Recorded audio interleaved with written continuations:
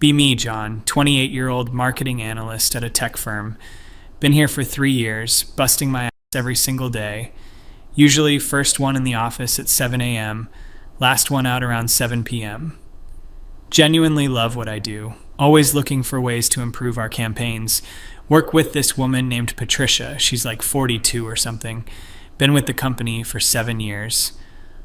Oh boy, here we go. Patricia is, how do I put this delicately, exhausting. Not because she's a woman, not because she's older, because literally 50% of her day is spent talking about the patriarchy. The other 50% is split between actual work, maybe 20%, and extended breaks, 30%. I've done the math. I'm good at my job. First time I met Patricia was my second week. Seemed nice enough at first. Oh, another man in the department. What a surprise. Awkward laugh. Don't know how to respond. Just kidding, sweetie. But seriously, this company has a diversity problem. okface.jpg. Fast forward 3 years. Patricia has made it her personal mission to educate everyone about gender inequality, which, sure, fine, important topic, but maybe not for 4 hours during work time, Patricia. Every single Monday morning, without fail. Did you all see that article about the gender wage gap? Proceeds to spend 45 minutes discussing it in the break room. Meanwhile, I'm actually at my desk working on the Henderson account.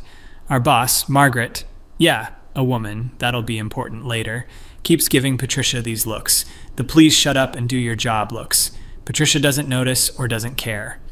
My typical day, arrive 7 a.m., check emails, prep reports, analyze data, create presentations. Patricia's typical day, arrive 9:15 a.m., flex time, she says, coffee break until 9:45, work until 10:30, discussion about feminism until 11:15, work until 12, lunch until 1:30, it's supposed to be 1 hour, work until 2, another break, work until 4, networking, complaining until 5, leave. I've literally timed this, I'm not exaggerating. She does maybe 3 to 4 hours of actual work daily, and the quality, oof. Last month, Patricia turned in a campaign proposal. 17 spelling errors, 2 broken links, formatting all messed up. Margaret sent it back 3 times for revisions. My proposals usually get approved first try. Not bragging, just facts. I actually give a shit about my work. Anyway, about 6 months ago, our senior analyst position opened up. Guy named Marcus retired. Good dude, taught me a lot. Both Patricia and I were obvious candidates. We're the 2 most experienced people in the department besides Margaret. Patricia immediately starts talking about how it's finally time for this. I've been here 7 years. I deserve this promotion. Notice she said deserve, not earned. Subtle difference, huge implications. She starts getting more vocal about gender issues, if that was even possible. You know, statistically, women have to work twice as hard to get promoted. She says this while taking her 3rd break of the day. I'm literally running a data analysis for a major client presentation. Don't even look up from my screen. Over the next 6 months, I go into overdrive. Not because I'm competing with Patricia specifically, but because I genuinely want this promotion. Senior analyst has been my goal since I started. I start coming in at 6:30 a.m., staying until 8 p.m. some nights. Weekends, I'm reading industry reports, learning new analytics software. Take 2 professional development courses online. My campaign success rate goes from 78% to 91%. I bring in 3 new clients through networking. Save the Williams account when they were about to leave. Patricia's account originally, she nearly lost it through neglect. Margaret notices, I can tell. She starts giving me more responsibilities, asking my opinion in meetings, having me present to upper management. Patricia notices too, her feminist talking points get more pointed. Isn't it interesting how young men get so many opportunities? The corporate ladder favors a certain demographic. I've been working on the Anderson campaign for months. She hasn't. She started it 2 weeks ago, and I've seen her touch it maybe 3 times. Meanwhile, I'm actually putting in the work. Not trying to be a martyr here, I just genuinely love this job. Love the challenge, love seeing campaigns succeed, love that moment when data reveals a pattern nobody else saw. I'm a nerd, whatever, sue me. Patricia, on the other hand, extended lunch breaks become even more extended. She's always having important discussions about workplace culture, which means standing in the break room complaining. I've heard her entire speech about the patriarchy at least 50 times. Could probably recite it myself at this point. One time, our coworker Lisa, female, relevant, pulls me aside. John, does Patricia ever actually work? I've been here 6 months and I've never seen her complete a full project. I just shrug, not going to throw anyone under the bus. Everyone has their own process. Lisa rolls her eyes. Your process involves actually working. Hers involves complaining about people who work. Lisa gets it. About 2 weeks ago, Margaret calls me into her office. Oh shit, this is it. John, I want to talk to you about the senior analyst position. Heart is literally pounding. You've shown exceptional dedication and your results speak for themselves. Your campaign performance is the highest in the department, your client retention is outstanding, and your work ethic is exactly what we need in a leadership role. Trying not to smile like an idiot. I'm recommending you for the promotion. HR needs to approve it, but it should be announced by Friday. Yes, keep it professional though. Thank you so much, Margaret. I really appreciate the opportunity. You've earned it, John. Truly. She pauses. I want to give you a heads up, though. Patricia will not take this well. Understatement of the century incoming, I'm sure. I've tried to give her feedback about her performance, but she always deflects to discussions about gender bias. Her work quality has declined over the past 2 years, and her time management is problematic. Margaret looks tired. I say this as a woman who has fought against actual discrimination in my career. Patricia doesn't have a work ethic problem because of sexism. She has a work ethic problem because she doesn't prioritize her work. Damn, Margaret. Just be prepared on Friday. I'm announcing it at the team meeting. Friday comes. I've barely slept. Excited, nervous, also dreading Patricia's reaction. Arrive at 6:45 a.m. as usual. Patricia rolls in at 9:20 a.m. She's wearing what I assume she thinks is a power outfit. Guess she thinks today's the day she gets promoted. Oh, Patricia, no.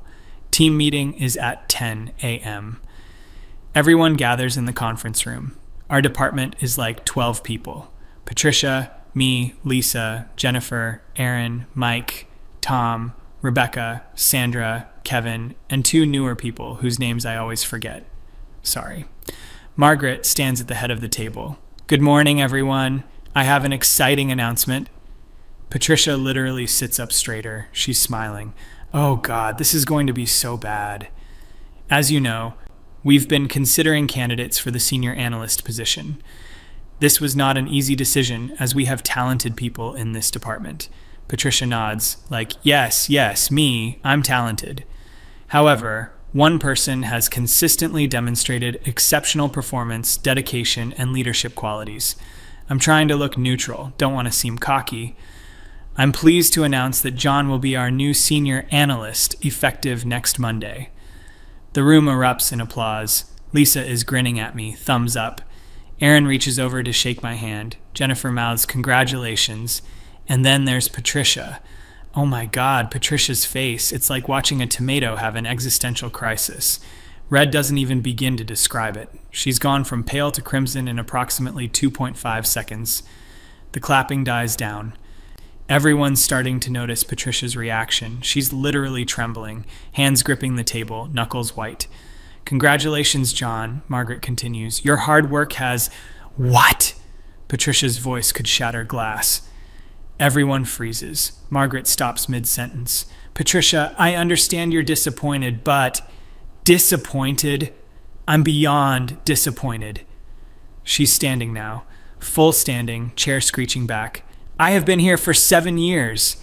7 years. She's jabbing her finger in the air with each word. And you're giving the promotion to him? The him is said with such venom. I'm just sitting there, frozen. What do I even do right now? Patricia, please sit down and we can discuss this privately. Margaret tries. No. We're discussing this right here, right now. Oh boy, here we go. This is exactly what I've been talking about for years. The patriarchy, the boys' club, the systematic discrimination against women in the workplace. She's literally yelling now. People from other departments are looking through the glass walls of the conference room. Lisa looks horrified. Aaron is staring at his notebook like it's the most interesting thing in the world. Mike has his hand over his mouth.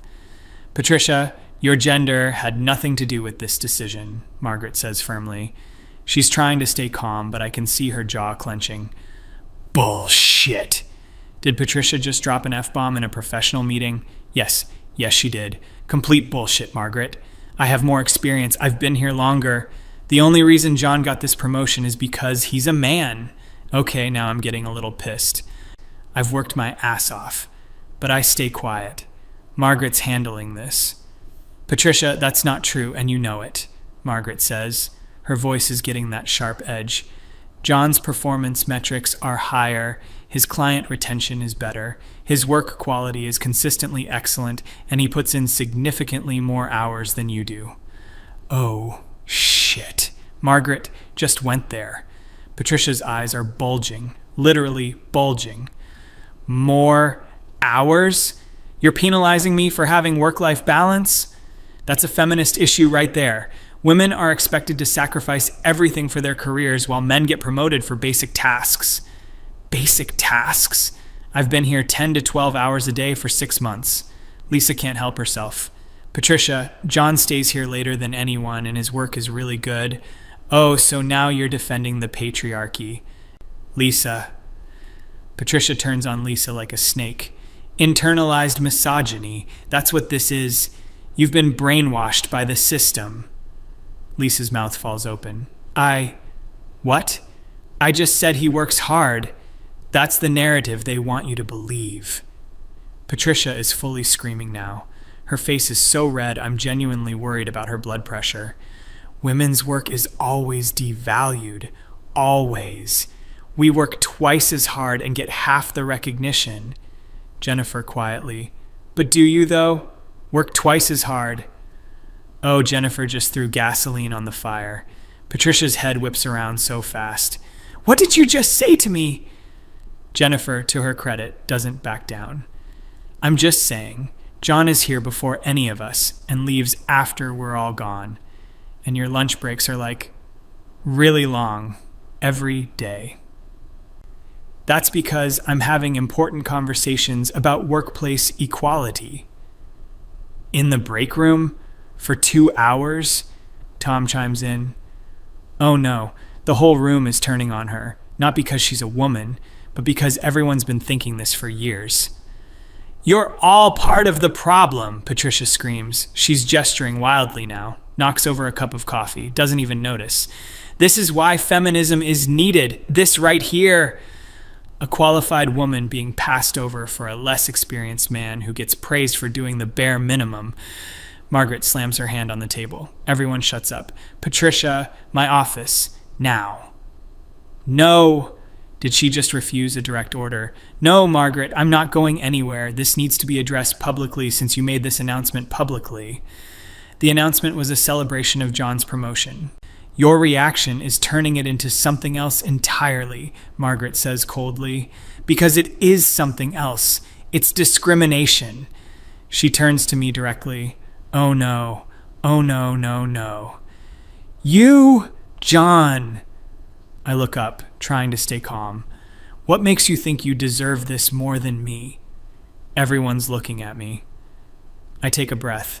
Patricia, I don't want to. Answer the question. What makes you so special? Okay. Gloves off, I guess. I get here at 6:30 every morning. I stay until at least 7 p.m. most nights.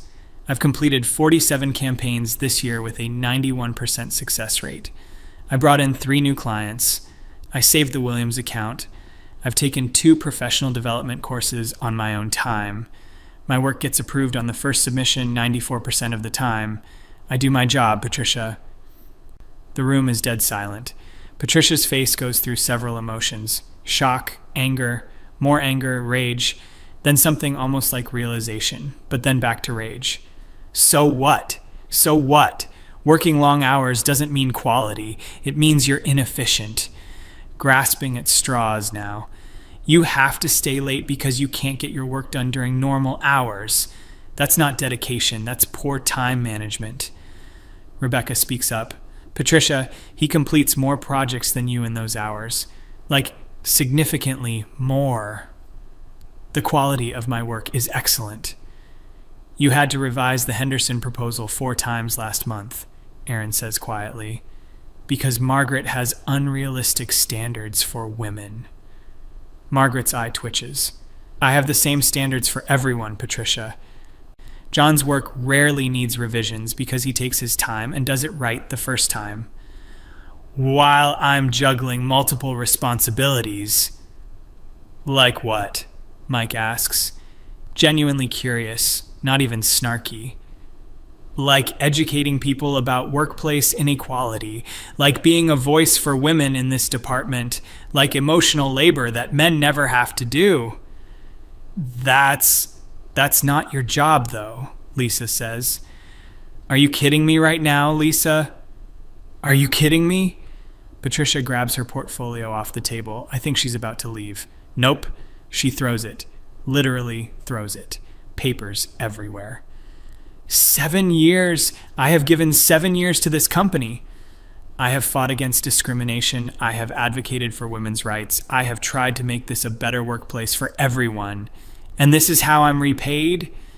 By being passed over for some golden boy who stays late to kiss ass.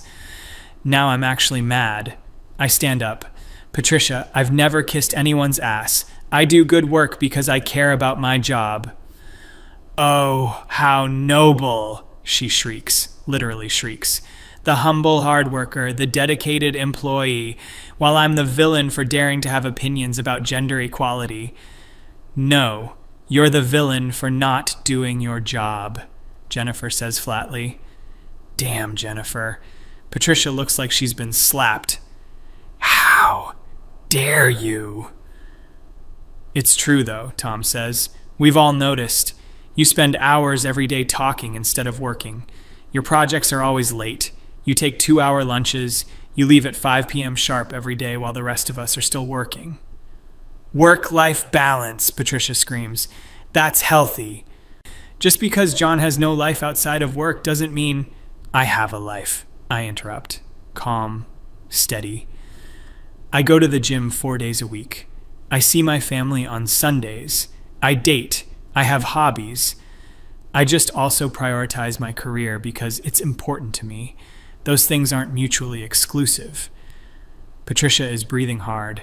Looks like she might cry, or explode, or both. This is illegal, she says suddenly, voice shaking. This is gender discrimination, and I'm reporting it to HR. Please do, Margaret says. Ice cold. I have documentation of every performance review, every missed deadline, every complaint about your work quality and attendance issues. I also have documentation of John's exceptional performance. I welcome HR's involvement. Oh, damn, Margaret came prepared. Patricia's mouth opens and closes. No sound comes out. She's realizing Margaret has receipts. I also have, Margaret continues, emails from clients praising John's work. I have the time log showing his hours. I have his project completion rates. I have everything I need to justify this decision. What do you have, Patricia? Margaret with the knockout punch. Patricia's eyes are watering now. I have loyalty. I've been here 7 years. Yes, you've mentioned that. Margaret interrupts. Tenure alone doesn't earn promotions. Performance does. Results do. Dedication does. John has all of those things. And what do I have? Nothing. My work means nothing. Your work would mean something if you did more of it, Margaret says bluntly. I've never heard Margaret be this direct. She's had it with Patricia. We all have, honestly. Patricia stands there, trembling. Mascara starting to run. Everyone's staring. People from other departments are definitely watching through the glass walls now. This is the most entertainment this office has seen in years. You're all against me, Patricia says, voice breaking. Every single one of you, because I dared to speak up, because I dared to challenge the status quo. No, Lisa says gently. We're not against you because you spoke up. We're just... Patricia, you don't do your work. That's the issue. Just that. Internalized misogyny! Patricia screams again, back to yelling. The tears are flowing, but she's still raging. All of you. You've been brainwashed. You think if you work hard enough, if you play by their rules, you'll be rewarded. But the system is rigged. It's rigged against women, against anyone who challenges it. I challenged it, and now I'm being punished. You're not being punished, I say quietly. You just didn't get a promotion you didn't earn. Probably shouldn't have said that. Patricia's head turns toward me in slow motion, like a horror movie. Didn't earn, whispered. Oh shit. Didn't earn. There's the yell. I have a master's degree. I have 7 years of experience. I have knowledge and expertise that you couldn't even dream of. Then why aren't your results better? Margaret asks. Simple question, devastating effect. Patricia's face crumples. The reality is hitting her. She didn't get the promotion because she didn't deserve it. Not because of sexism, not because of the patriarchy, because she doesn't do her job well. I can't work in this environment anymore, she says, voice hollow. I can't work somewhere that doesn't value me, that doesn't respect me. Patricia, Margaret starts. No, I'm done. I'm done with all of you. She grabs her phone from the table, starts walking toward the door, turns back, points at me. You, enjoy your promotion. Enjoy being the poster boy for mediocrity, rewarded by a broken system. I hope you choke on it. Whoa, harsh. She looks at Margaret. You'll be hearing from my lawyer. This is discrimination, and I will not let it stand. My door is open when you're ready to have a rational conversation, Margaret says calmly. Rational? You want rational? Patricia laughs. It's unhinged, actually scary. There's nothing rational about this. Nothing, she storms out, slams the conference room door so hard the glass shakes. Everyone watches her grab her purse from her desk. Storm through the office, slam the main door, gone. Silence in the conference room. Literally could hear a pin drop. Kevin, one of the quiet guys, breaks the silence. Well, that was fucking insane. Nervous laughter ripples through the room. Margaret sighs deeply, rubs her temples. I apologize that you all had to witness that. This should have been handled differently. Not your fault, Rebecca says. She lost it. Completely lost it, Aaron agrees. Margaret looks at me. John, I'm sorry your promotion announcement was overshadowed by... that. It's okay, I say, still kind of in shock. Are you okay? Lisa asks me. Yeah, I didn't expect that level of reaction. Dude, we all expected something, Mike says, but that was next level. That was nuclear. Jennifer nods. I thought she might be upset, but the screaming, the throwing things, calling you mediocre, that was so out of line. Do you think she'll actually sue? Tom asks Margaret. Margaret shrugs. She can try. She won't win.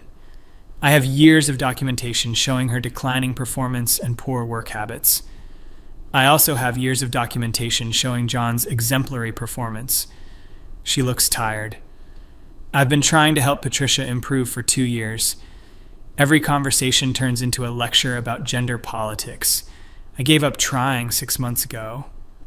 Why didn't you fire her? Aaron asks. Honestly, I was afraid of exactly this. The accusations of discrimination. It's easier to just manage around her. Margaret shakes her head. But that's not fair to the rest of you who are actually working hard. Something needs to change. The meeting wraps up shortly after. People come up to congratulate me individually. Everyone's still kind of shell-shocked. I go back to my desk, try to process what just happened. My phone buzzes. Text from Lisa. Congrats on the promotion. Sorry, Patricia's insane. Text from Jennifer. You deserved it. Don't let her make you feel bad. Text from my mom. How did the announcement go? Oh boy, Mom, do I have a story for you. Spend the rest of the day in a daze. People from other departments keep stopping by. Dude, we heard Patricia freaked out. Is it true she threw her portfolio? Someone said she called you mediocre. News travels fast in an office. Around 3 p.m., Margaret calls me into her office again. How are you holding up? I'm okay. Just wasn't expecting that. I should have warned you more seriously. I knew she'd be upset, but I didn't think she'd have a complete meltdown. Margaret hands me a folder. This is for you. Your new responsibilities, salary information, start date as senior analyst. I open it. Holy shit. That's a nice raise. You earned this, John. Don't let Patricia's delusions make you think otherwise. Thank you, Margaret. She emailed HR already, by the way, filed a formal complaint about gender discrimination. Of course she did. HR wants to interview you next week. Just be honest about your work habits and performance. The documentation speaks for itself. The next few days are weird.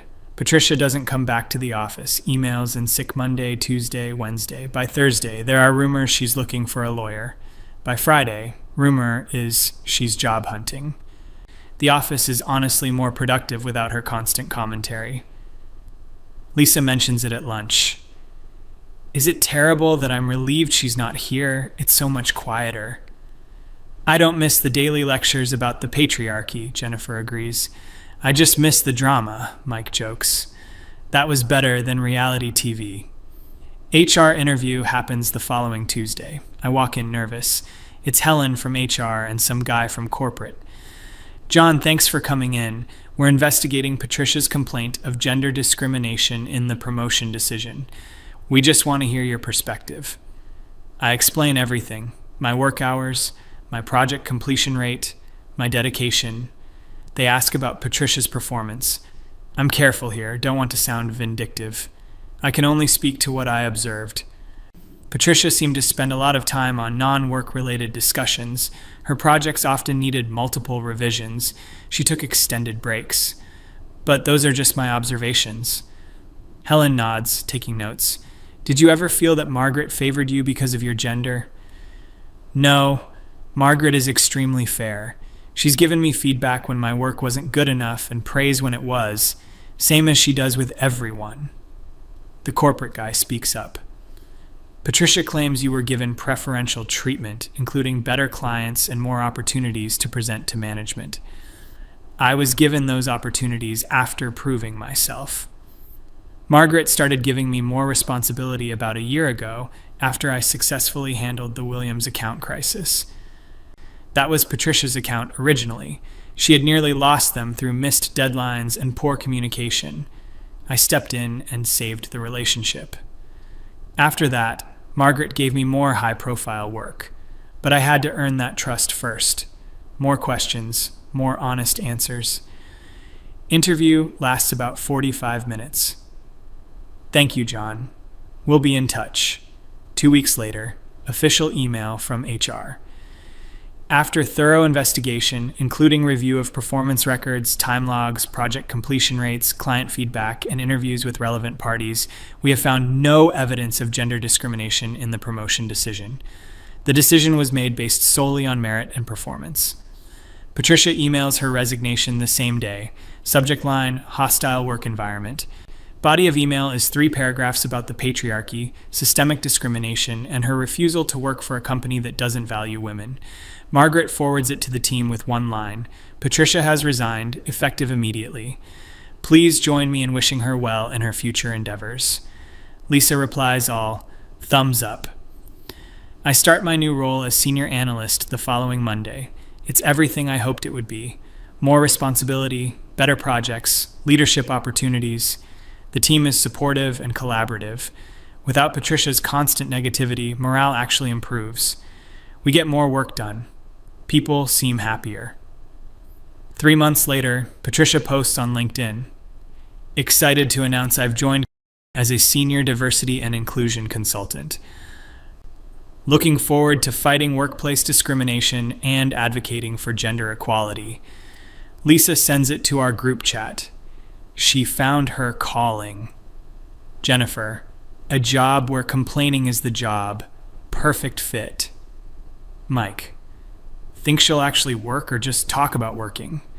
Me, not our problem anymore. 6 months into my new role. Our department has exceeded targets 3 quarters in a row. I've hired 2 new people, 1 man, 1 woman, both fantastic. Margaret pulls me aside after a successful client presentation. You know, John, I had my doubts about promoting someone so young, not because of your ability, but because of the potential drama with Patricia. I'm glad I went with my gut. You've exceeded every expectation. Thank you, Margaret. That means a lot. The team respects you. Your work is excellent. And you lead by example. First one in, last one out. But you also encourage work-life balance for others. That's the kind of leader this department needs. Feels good, man. Really good. 1 year later, I get promoted again. Department manager, Margaret is moving to VP. She recommended me for her position. This time, no drama. Just a team celebration and genuine congratulations. Sometimes I wonder what Patricia is doing, if she's happy as a diversity consultant, if she ever realized her meltdown was about her own shortcomings, not discrimination. Probably not. Some people never learn. They'd rather blame the system than look in the mirror. But that's not my problem anymore. I'm too busy actually working, earning my success, 1 early morning and late night at a time, the way it should be, the way it always should have been. Merit over seniority, results over rhetoric, work ethic over victimhood. And honestly, life's pretty good when you just focus on doing your job well. Imagine that feeling when you realize the real patriarchy was the work we did along the way, or something. Anyway, that's the story of how Patricia lost her mind over a promotion she didn't deserve, and how I learned that sometimes the best response to drama is just consistently good work. The end. Just kidding, I got a girlfriend. She thinks the Patricia story is hilarious. Life is good.